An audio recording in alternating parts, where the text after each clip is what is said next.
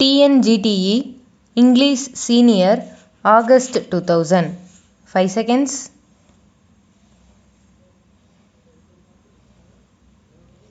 Comments. Mr. Deputy Speaker, Sir, I am grateful to you that you have come to a stage when we can wind up the debate.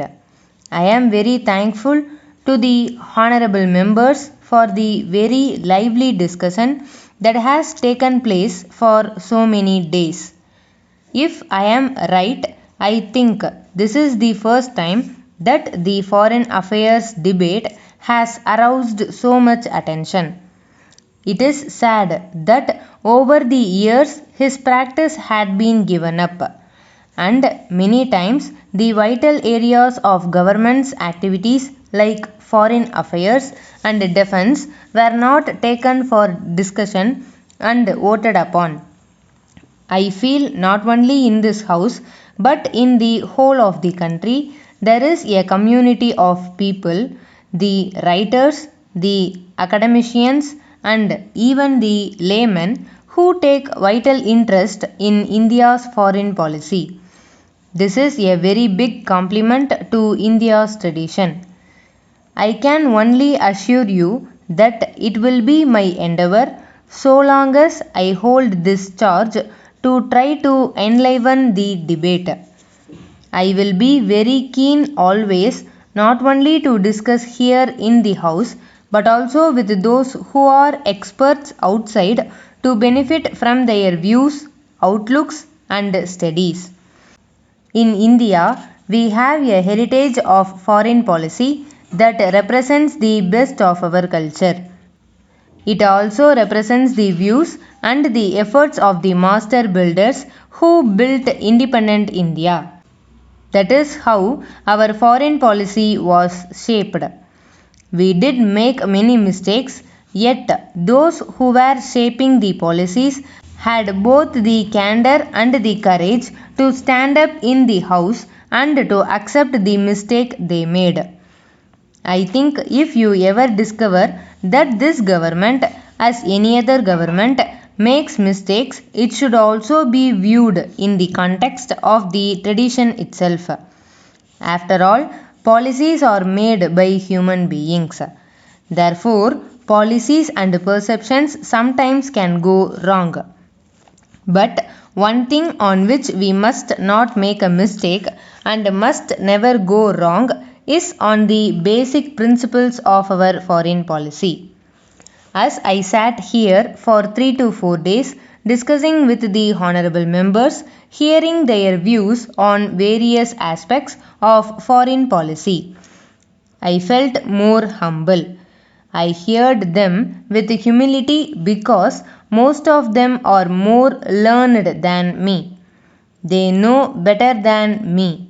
Therefore, I heard them with respect. I promise again that it would be my attitude all the time that I hold charge of this portfolio. In the debate, when I heard my friends, I found one thing missing. That was the perception of change that has taken place all over the world. If we do not understand that no country, particularly India, can ever make a well thought out foreign policy, we must try to understand that Soviet Union of today is something very different from what Soviet Union was yesterday. I had the privilege of staying there for nearly 5 years as ambassador of this country. When I look around, when I look at the phases of the policies, I perceive a good change there. This tremendous change should be and should have been the subject of debate here. There may not be a consensus on that. When learned members are sitting here, I was hoping that we would try to spell out and try to share with each other as to how we understand the change. That would be more helpful.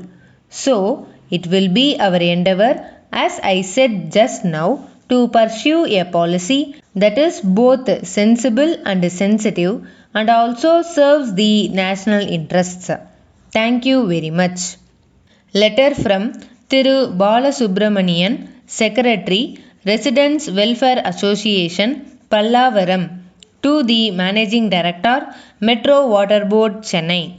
Sir, I understand that Metro Water Board have plans to supply drinking water through Krishna Water Scheme to Kannan Nagar area, which is just half a kilometer from Pallavaram.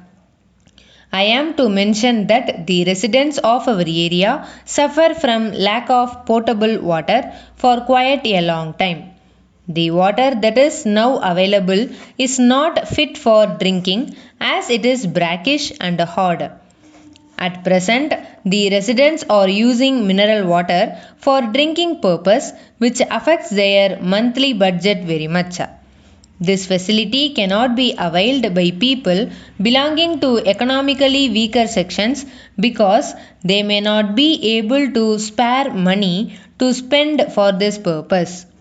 Hence, I would like to request you kindly to extend the Krishna water scheme to our area also when it is made available to our neighboring colonies.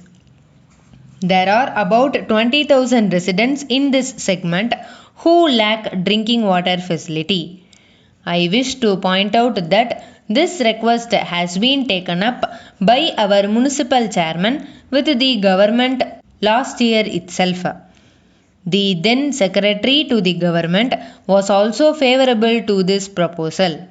But yet it is getting delayed for reasons not known to us. I am confident that you will do the needful in the matter. I request suitable early action by the government in this regard. Yours faithfully.